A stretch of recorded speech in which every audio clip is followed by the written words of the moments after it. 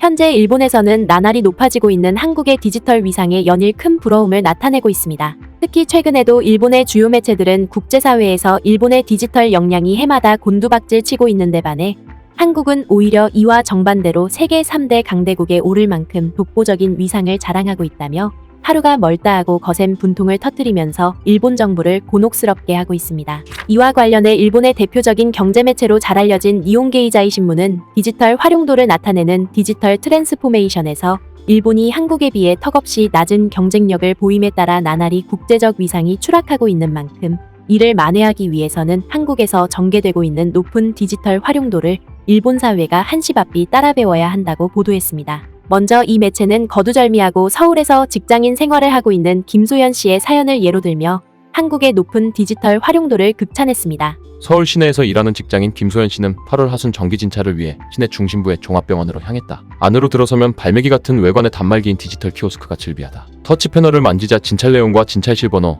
진찰료가 표시됐고 신용카드 결제까지 마쳤다. 화면의 지시에 따라 원내를 이동하면 목적지인 진찰실 부근에도 키오스크가 있다. 도착한 취지를 입력하고 진찰의 순서가 적힌 번호표를 받는다. 옆에 있는 무인방에서 키와 몸무게 혈압을 직접 재고 대기실에서 진찰을 기다린다. 여기까지 접수 담당자나 간호사와 이야기하거나 진찰권을 꺼내는 일도 없다. 뒤이어 이 매체는 진찰 대상자가 진찰을 기다리는 동안 각종 데이터가 자동으로 전송됐고 진찰이 매우 신속하게 진행됐다고 보도했습니다. 그러면서 일본 매체는 한국에서 디지털 기술 활용도가 낮을 당시에는 유인 접수로 인해 대기시간만 1시간 이상이 걸렸기 때문에 그동안 한국의 일반 직장인들은 병원에서 진료를 받기 위해서 반차 휴가를 내야 했지만 이제는 키오스크 덕분에 30분이면 진료가 끝나기 때문에 굳이 반차 휴가를 낼 필요가 없다고 보도했습니다. 무엇보다 이 매체는 한국에서 이 같은 검진이 가능한 것은 일본의 마이넘버에 해당하는 주민등록번호 덕분이라고 보도했습니다. 실제로 이 매체는 한국의 경우 행정기관을 통해 출생신고를 하게 되면 생년월일과 성별 그리고 출생신고 순서를 배열한 13자리의 주민등록번호가 배정된다고 보도했습니다.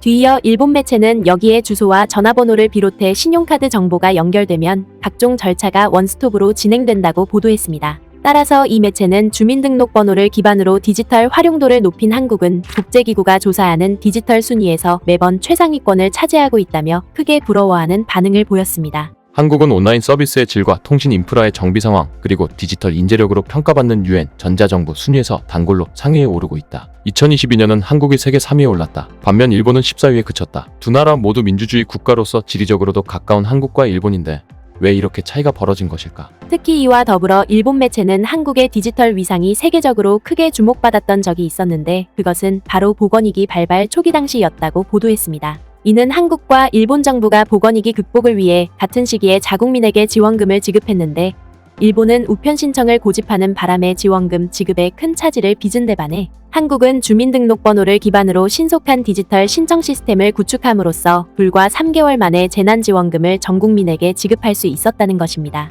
그러면서 일본 매체는 한국과 일본의 디지털 격차가 이처럼 확연하게 차이가 벌어진 것은 한국의 새 대통령이 남다른 정책을 추진했기 때문이라며 일본 정부가 이를 반드시 따라 배울 필요가 있다고 지적했습니다. 이는 주민등록번호를 태동시킨 박정희 대통령을 비롯해 주민등록번호를 기반 삼아 디지털 기반을 구축한 김대중 대통령과 노무현 대통령 노력 덕분에 한국의 디지털 위상이 세계 최고에 올랐다는 것입니다. 한국의 주민등록번호 제도가 시작된 것은 반세기 이상 전인 1968년의 일이다. 배경에는 한반도의 긴박한 정세가 깔려 있었다. 그해 1월 한국에서 군사정권을 이끌던 박정희 대통령이 북한 군사부대의 표적이 되는 습격 미수 사건이 발생하자 박 정권은 간첩을 적발할 목적으로 한국 국민에게 번호를 배정한 것이다. 하지만 강권적으로 할당된 이 주민등록번호가 그 후에 디지털 사회에 빠뜨릴 수 없는 것이 되었다. 실제로 이 매체는 민주화된 1980년대 이후 한국 정부가 행정에 관련된 데이터베이스를 디지털화하려는 노력을 끊임없이 전개해왔고 급기야 1994년에는 각 부처의 정보통신 관련 기능을 통합한 정보통신부가 설립됐다고 보도했습니다.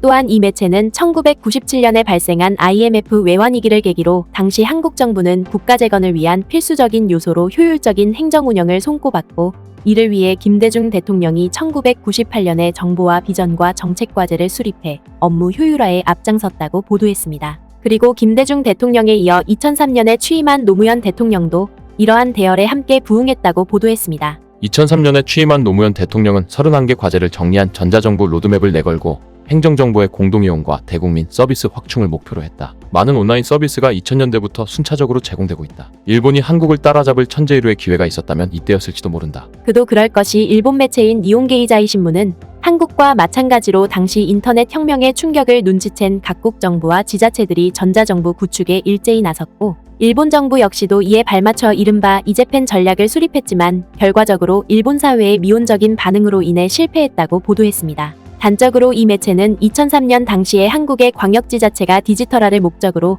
자치정보화 조합을 공동 출자해 설립할 무렵 일본 또한 지방자치정보센터를 설립했었다고 소개했습니다. 하지만 이 매체는 당시 한국에서는 이 조직을 통해 재정과 인사 등의 시스템을 개발함으로써 각 지자체가 이를 공동으로 이용하는 성과를 도출해냈고 급기야 2008년에는 이러한 성과를 바탕으로 지역정보개발원을 설립해 지자체를 위한 일원적인 시스템 유지와 소프트웨어 개발을 추진하고 있는 것과 달리 일본의 지자체들은 애써 만들어 놓은 지방자치정보센터를 제대로 이용하지 못하고 행정 시스템을 제각각 구축함으로써 현재까지도 많은 일본 국민들이 복잡한 행정 시스템으로 인해 큰 불편을 겪고 있다고 지적했습니다. 또한 이 매체는 2000년대 당시에 일본 정부가 한국처럼 개인 번호를 도입하는 방안을 검토했지만 이마저도 시기상조라며 각계각층의 목소리가 들끓었고 일본의 각 지자체 또한 프라이버시 보호를 이유로 난색을 표명하면서 결국 실패로 귀결되고 말았다고 한탄했습니다. 그러면서 일본 매체는 일본 사회가 한국처럼 세계 최고의 디지털 기반을 구축하기 위해서는